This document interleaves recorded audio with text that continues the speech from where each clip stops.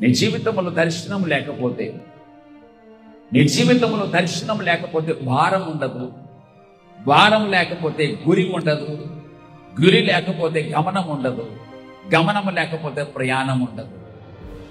నువ్వు గమ్యానికి చేరాలన్నా నీవు ఒక అడుగుతో ప్రయాణం కొనసాగించాలి. ఆ ఒక్క అడుగు నీవై ఉండాలి. ఆ ఒక్క అడుగు నీవై ఉండాలి.